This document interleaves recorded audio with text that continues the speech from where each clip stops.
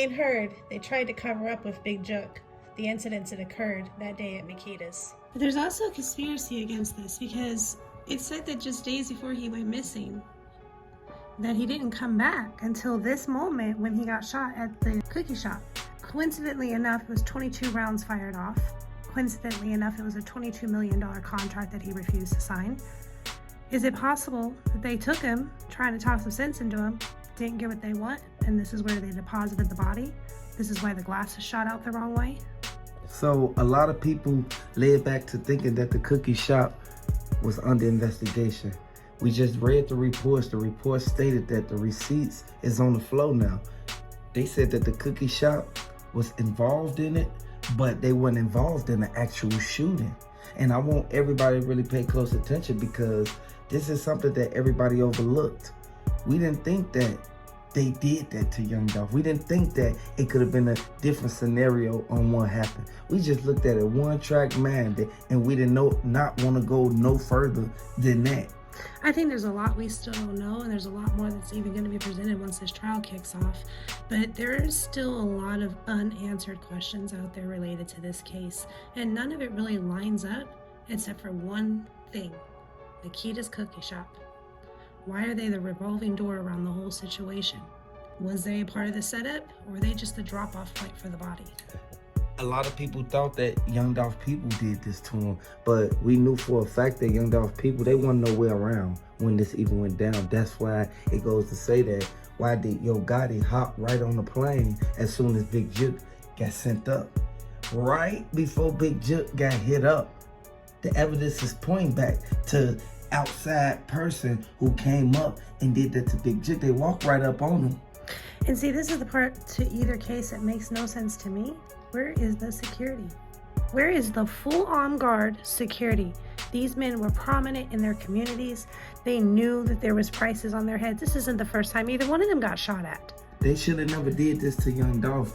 Everybody knew for a fact that this was a revolving incident that led to Big Jook and shot up because of this. And it's sad to say every time a person mentions this because there's a lot of people who know that Big Jook, he was one of the main key players who sat right there and watched Young Dolph pass away. If he would have never watched Young Dolph pass away, it wouldn't have been more than one theory out here of a person saying that he got kidnapped. Then they said that they ran up to the cookie shop. They even said that it was people waiting inside the cookie shop for Young Dolph. So these scenarios wouldn't have came out of nowhere if people wouldn't have been at the scene. Actually put themselves at the scene. And it's recorded footage of everything that's been said.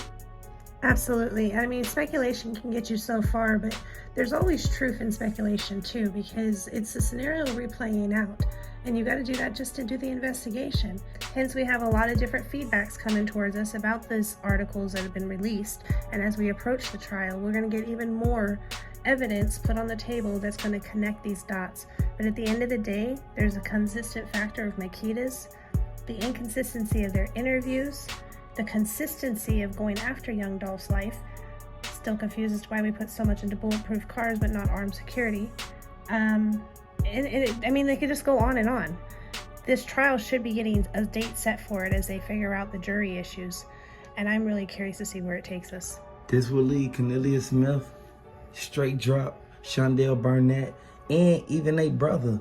Straight drop his own brother told on him up inside the courtroom. So if your own brother is telling that you played a role in it and that Govan masterminded just to get a lighter sentence, it's something a little fishy about that, and the case will be overturned if they find any faulty evidence that's being presented in this court.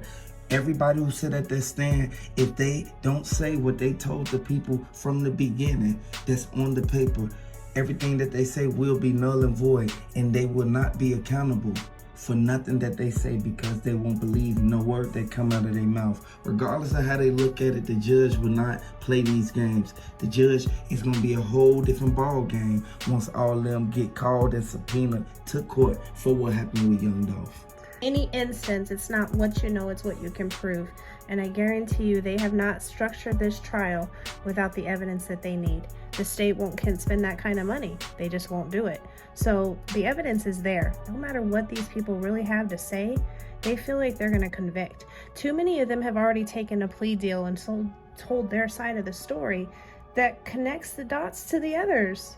It's already on the table. It's going to make everybody really start looking and pointing fingers at people that they didn't want to point fingers at first, because Big Jook gone, so they can't say that it was an imaginary person who basically told them and paid them the money now. Remember, they already said that the money was put out there. So if the money is put out there, they already mentioned a name that was involved, and they kept saying it was involved in the Young Dolph case, and then they instantly turn around and say that it was a revolving incident that happened from PRE. That means that they indicated that this is a retaliation hit. At the same time, I think this is why Yo Gotti is actually laying low right now, because he doesn't want to have his name constantly out there. He wants to kind of just die out a little bit and let all of this blow over. But at the end of the day, you know retaliation for Big Jook is still on the table. It's not gonna really affect anybody at the end of the day but the people who played a role in the Makitas now, just because they pushed so hard to cover it up. If they would have never tried to cover it up, this would have never even led back to nobody names getting mentioned. How do you think they were able to find the people who actually was involved in this? They found them because people were slipping up and saying names. Every time an interview came up, they started saying, I don't know the guy who did this. They said that it's the same car that used to ride around the neighborhood, yada, yada. It's all type of stories that they put out here. And we know for a fact that what they told us, that's what we're going off. Whatever they say, it will be used against them in the court of law, because as soon as the DA kick in, they're gonna literally lay all the evidence on the table in the discovery. They're gonna have to. Absolutely. And when that time comes, it's gonna be mind-blowing for many people, because there's many people who don't want to believe that this was even a possibility of events that could occur from CMG. But it's pointed in a different direction, and only time is gonna tell that story.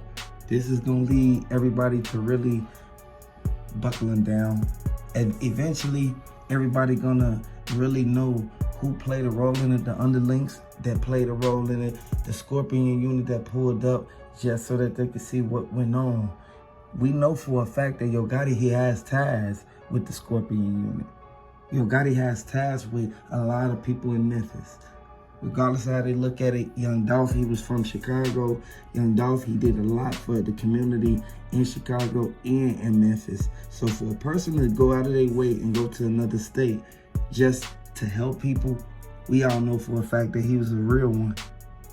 Absolutely, and at the end of the day, this is where Yo Gotti holds no candlestick to Young Dolph. Young Dolph was a pillar of his community, and he did everything he could to help and give back and be a leader and help people not just, eat for a day, but learn how to eat for life. And that was a big impact that was taken away from that community. We ran into some evidence which led everybody to thinking that MPD, they came 2 seconds too late to the cookie shop. We saw how they ran up on Young Dolph and made Young Dolph fall on the ground. As soon as Young Dolph fell, they proceeded to keep going with Shoe. This is what led everybody to really looking into it deeply than what people thought it was. They said that the people who was in there was sent by the person who was in the black truck. The person in the black truck pulled up. He sat right there, he cracked the window, he looked out the window. They said it was Big Jook the whole time. And a lot of people wondering why they still haven't solved Big Jook case and why the shooters of Big Jook still haven't been apprehended yet. Hit the like button, subscribe to the channel for updates.